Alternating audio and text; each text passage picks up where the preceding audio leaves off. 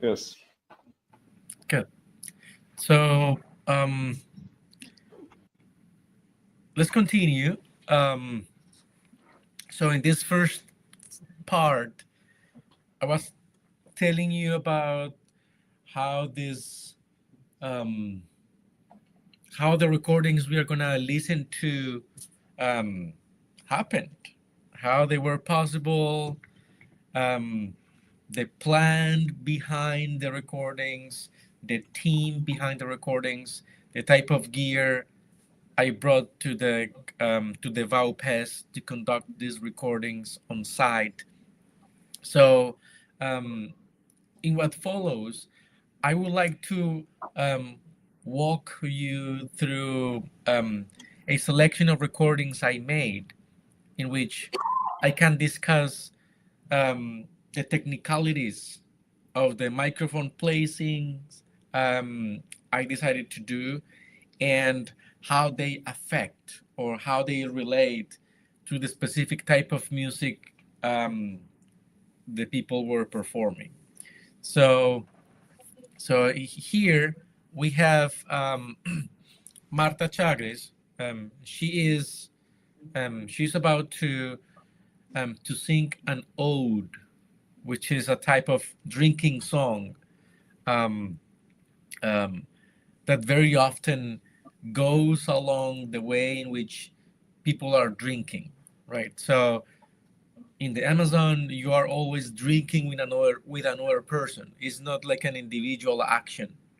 You are drinking, and so you are served with a gourd, this manioc beer, and the person is dedicating this ode to you, right? So the singer, um, male or female, um, they are giving you their own beverages, like the manioc beer they made, but also they are singing, or they are, we say they are musicalizing you as you drink with them, right? So um, let's gonna listen to this ode to this anthropologist, as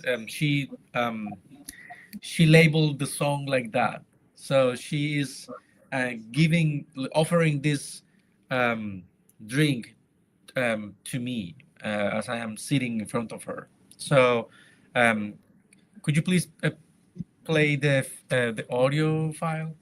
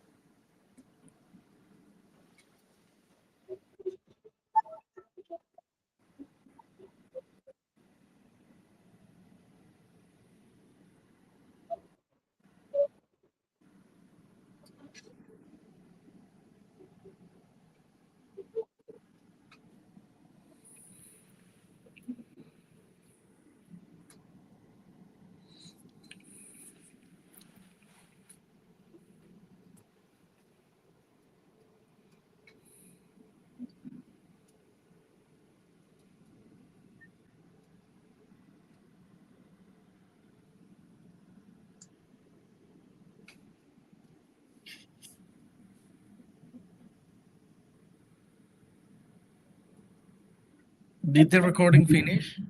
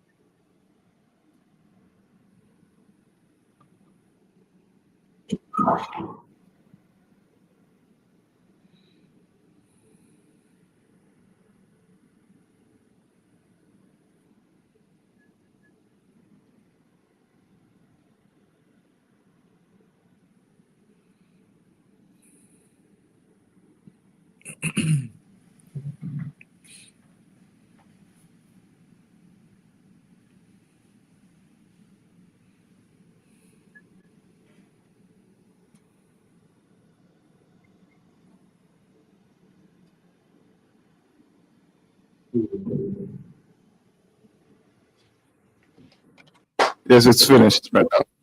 Okay. Okay. Um,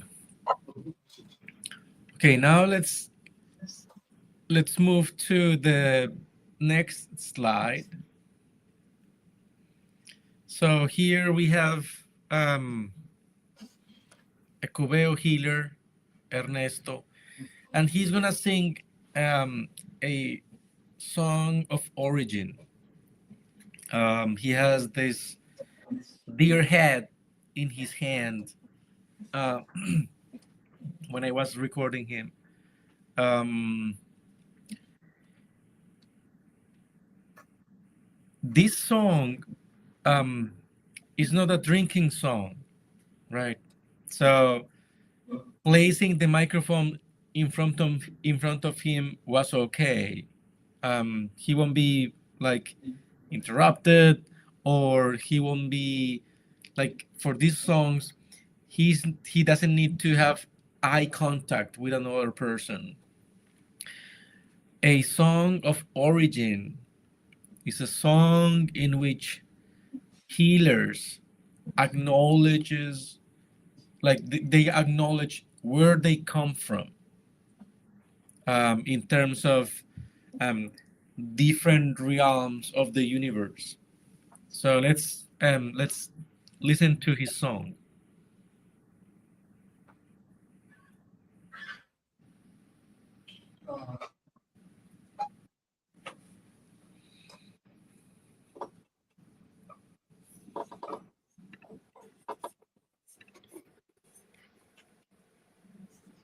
Hocam, you need to give permission for audio. Okay, sorry.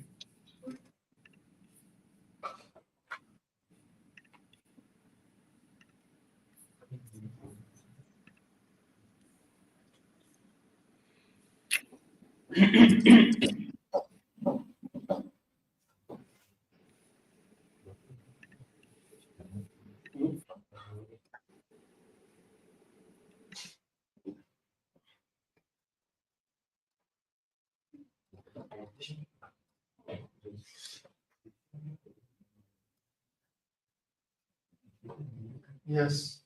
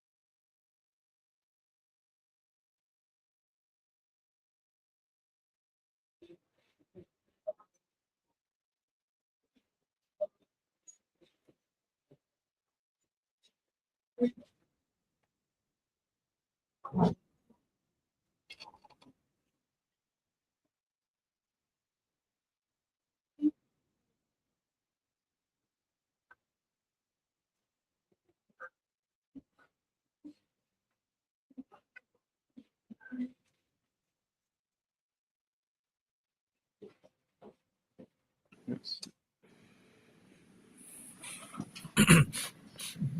So you see that also in this song,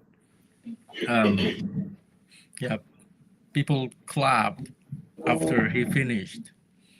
Um,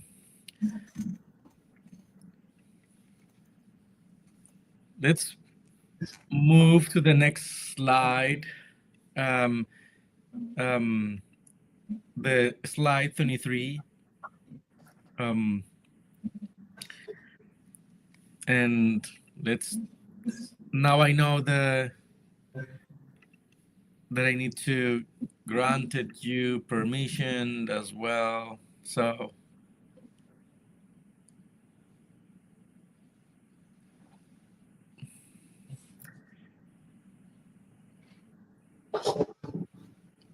Yusuf, I am ready on my email to give you permission.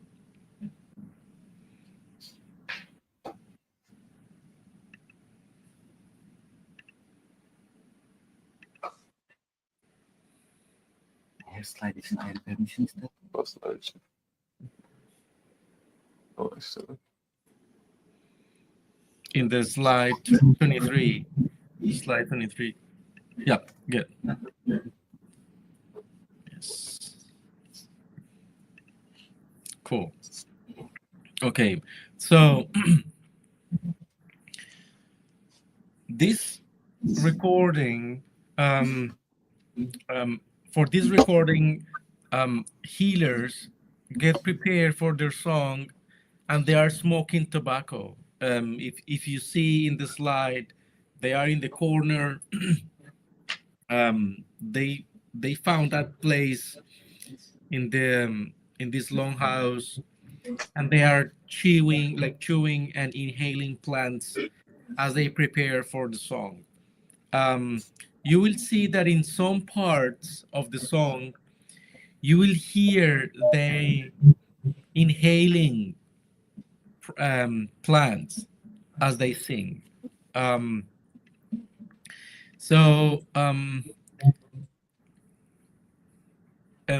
Yusuf,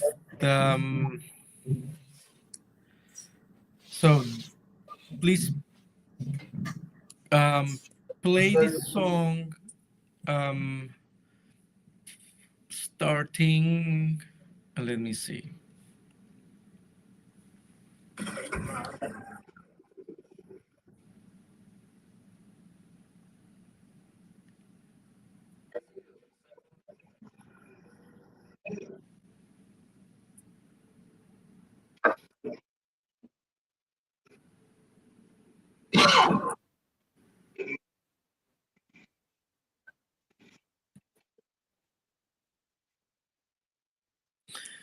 Yusuf, could you please start this song at the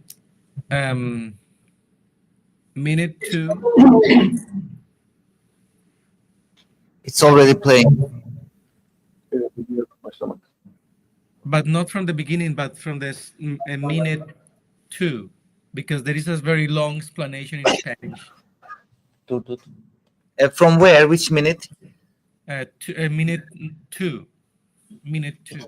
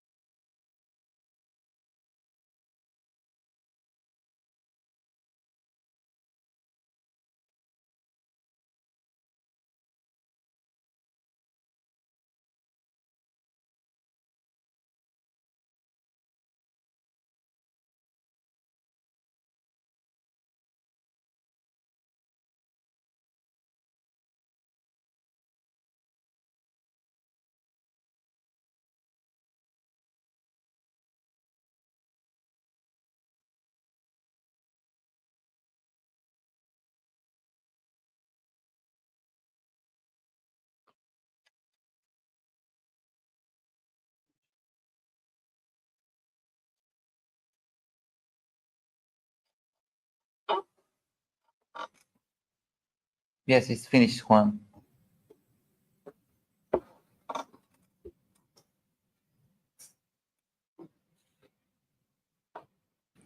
I'm trying to follow you playing the clip on my computer so that I can be on your own pace. So I hope you were surprised by this choir. Yes. Yes. Okay, now let's move to this the pan pipe ensemble. So I am moving to, I have two slides. One, the slide 24. Here Juan, you, I'm sorry. Can I give a reminder about the timing? We have a class at 11:30. So, do you want, if you wanna have some kind of questions, can you like arrange yourself? Maybe. okay, okay. Yeah. Let's, so let's move, yeah, let's listen to this one and I will take questions. So before playing slide 25, Yusuf. Yes. So Inal, we have time for another song, like Yes. 3 minutes. Yes. Okay, cool. I mean, we have like half an hour more. Yes, perfect. So yes, let's yeah, okay. Yes.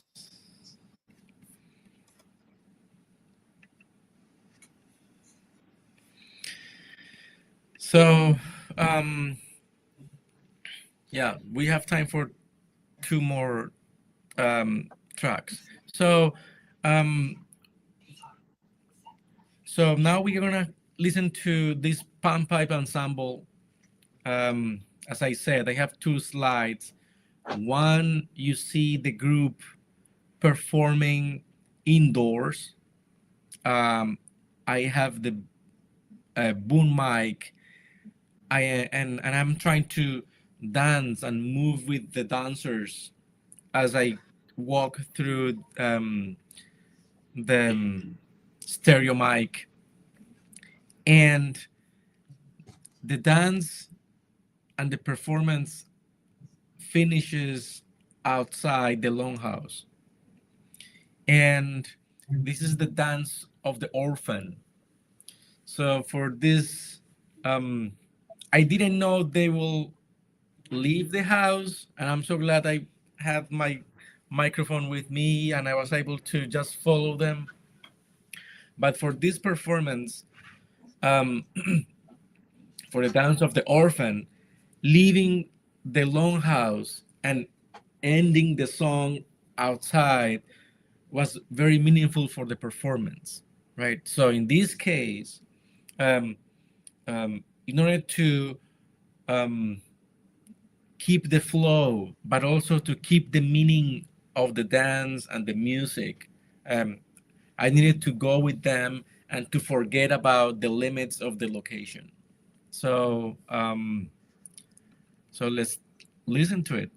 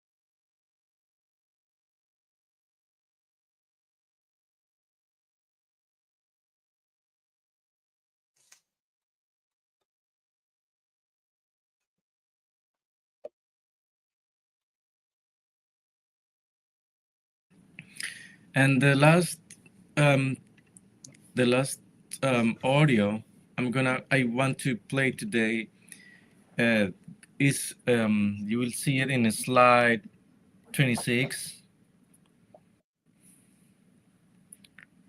Now you're gonna listen to the pan pipe ensemble, not the choir of dancers, but the pan pipe ensemble. Okay.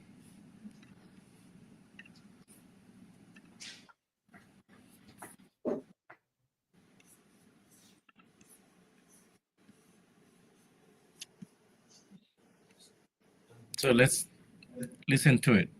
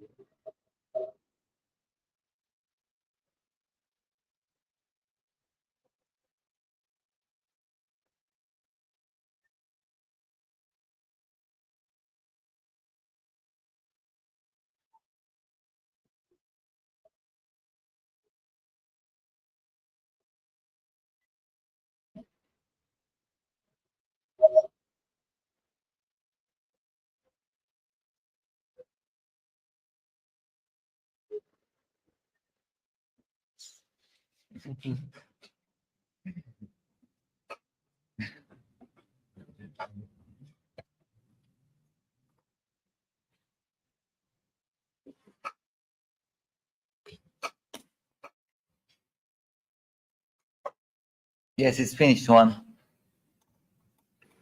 Good. So I'm gonna skip this one, and I would like to say that in August 2022, 2022 was my last time I saw my recording assistant, um, Jesus, and I'm so glad I had the chance to assist him. We had time to listen to the songs we recorded, and he, during the 2 days we were in the hospital, he told me something that he never mentioned. I thought he was an indigenous person who was raised and lived in the forest like forever. But no, he told me that he grew up within a white family in the center of Colombia. Um, and, and so now that I was invited to speak publicly about the recordings, it's also my opportunity to honor him, so that you can see him. I'm going to close with this. It's part of an article I published years ago. So all your recording practices inform the deliberated placement of bodies and events in relation to a mic positionality embodied by individuals who renders them audible and sonically noticeable. So not only sounds are captured, but also events and bodies in certain ways. In fact, some mic positionalities might not keep open these possibilities for subsequent evaluations due to varied factors that limit access, legibility, and circulation, for which recordists bear an important responsibility. When recordists like myself, or like I think of Inal and his interest in traditional music, I'm also thinking of Naji. I'm also thinking, of course, Behich, and all the musicians I met in Cyprus that were, in one form of another, interested and also responsible for musical forms. The way in which we record those musics, it's also the possibility for those musics to remain how they were recorded, or what also are also the possibility to allow these musics to go into a journey of multiple transformations. So the way we do the audio recordings matter because of that very reason. The intention of eliminating background noises, or the intention to invite them to be part of the music, is something that is going to touch listeners forever. So when you, as sound recordists, decide to invite or uninvite those sounds, more than the idea of the purity of this particular instrument or one specific texture, is also the possibility for you to invite more components of a world, right?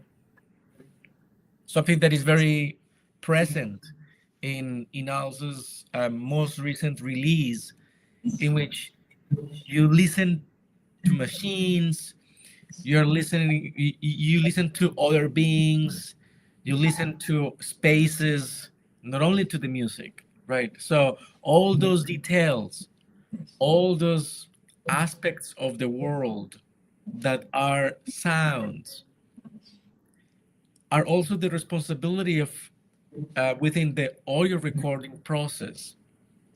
And for the Colombian Amazon, those the sound of the birds, or having an audience, the community, the like the kids, the babies that are crying, people moving the pots or the gourds, or listening to the acoustics of a place that is indoor, or the sound of the grass. All those sounds are meaningful for the people who are accustomed to listen to those sounds, right? So that's why I say that the way we place our ears and the way we place our microphones are also allowing those worlds to exist, or allowing those words to remain behind the doors of the studio. And that's going to be going to play a very important impact in the capability of listeners to imagine those worlds, to participate in those worlds, right? So I wanted to end with this quote for that text, and also my way to say thanks for you to be with me, to listen to all these audios, and to listen to all these stories.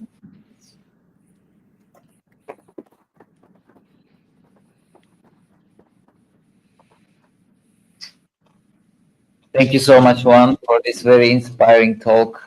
I hope this has kind of opened some kind of new perception for our listeners and for our students. I cannot do a long talk, but we don't have so much time.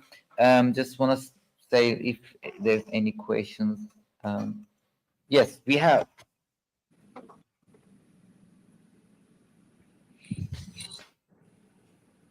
Hello, thank you for your presentation. I have a question about the melodics. For the songs that you showed to us, to my ears, like the second one, The Healer, it sounds like a little bit of traditional Chinese music. The third one was close to Indians, and the fourth one that were walking in the room and then go outside sounds like North American native tribes like Arapaho and those things. But what is the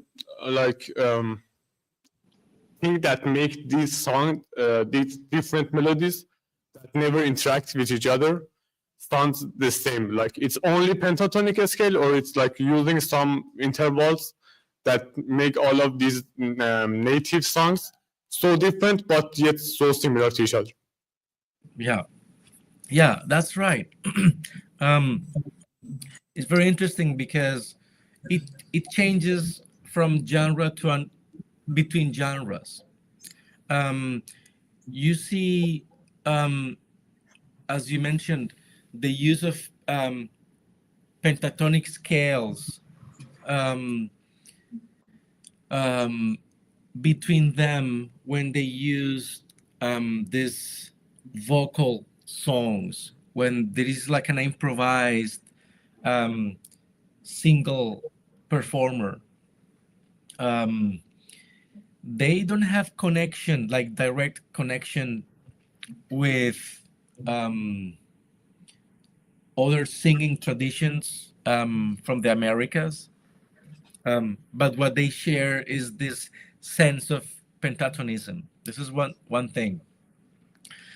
The other aspect is that when they use wind instruments, for instance, the pan pipes, the way they tune the pan pipes also lock them in this tonal soundscape, let's say.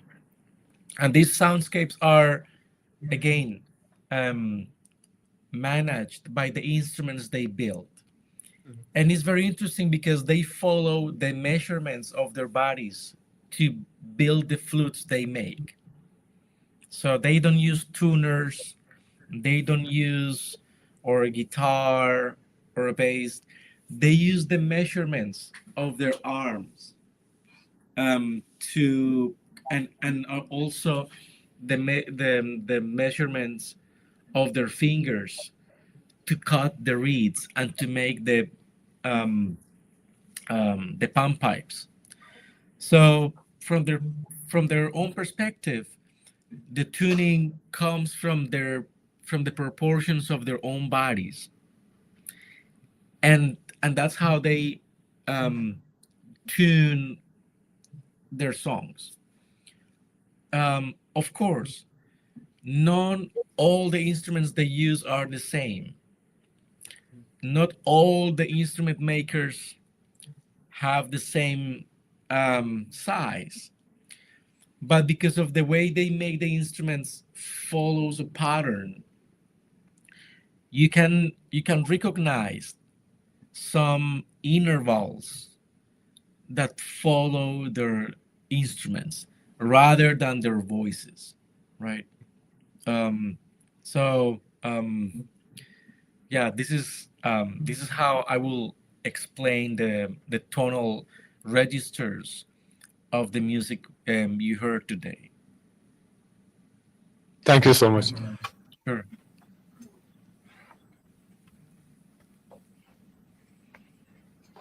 Any other questions?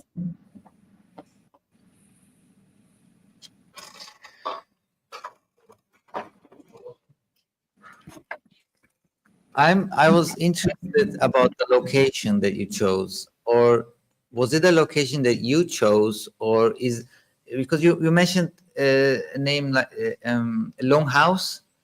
Is that kind of a gathering place they usually gather, or is that a location that you chose? Yeah, no, the Longhouse was a location they choose. Not all the communities have a Longhouse. Like only like this community had the Longhouse, and for them the Longhouse is like the opera theater. Yes. Yes, some of them more elaborated than others, but that's like the place they're accustomed to hear their voices and their instruments. But yes, all the locations were chosen by them.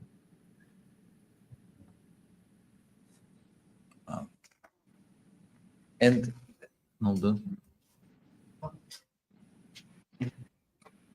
It was interesting because in one of them you told us that they just started to move outside, right? Yeah. I mean that was it like improvised, but was it some kind of a part of the performance? Yeah, Or it was is it- part. Yeah, no, it was part of the performance because it's like the sound, the dance of the orphan, and the orphan because it's single, so it always migrates to another space. So that's why they needed to leave the house and finish the dance outside. Was kind of interesting. Yes. No soru, başka soru yok. No? We have time for one more question. Hello, Mr. Juan, and thank you for your presentation. I have a question. You said it's a kind of religious thing, this performance. And I want to know, as far as I know, Colombia is a Christian country. And I want to know if it's related with Christianity or any other religion. I mean, how is it exactly it's religious? Sorry, are you? I forgot what part. I didn't hear well the first part. Are you referring to one of the songs they perform? No, I mean in total. In general. Yeah. Yes. Colombia is a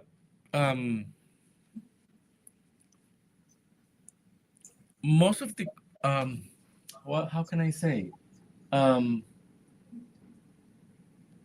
so Colombia as a country, there is no official religion of the country. Christianity is very prominent because of the story of colonization. In the Vaupés region, many indigenous communities were like went through a process of missionization since the 18th century. But these indigenous communities, they speak their own languages, and their languages were taught by their own deities. So even though they were part of this mission project by different missionaries went there in the 17th century, 18th century, 19th century. Missionaries are still there, but they still use their own languages, and they have their own deities. They have their own spirituality. But when they need to perform their Christianity, they see no problem in doing that. For instance, on Sundays, or when a priest comes to their village for any specific region, they go. They move like back and forth between their own religious system and the Christianity they learned from white people. Thank you very much. Sure. Nice. Thank you so much, Juan. Unfortunately, we'll have to wrap this up as most of the students have a class in a moment. We're looking forward to host you again next week. And can you give us a kind of a teaser? What's the next week's topic is about? Yes, of course. I will be talking about my research in Istanbul. It's called Sonic Spirituality in Istanbul: Perspectives from a Colombian ethnomusicologist.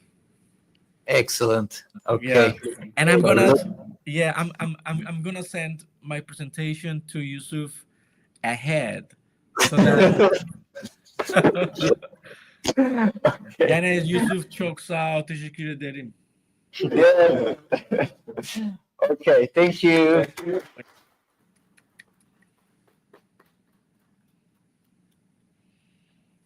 Hey, have a good beginning of the week for everyone. You too.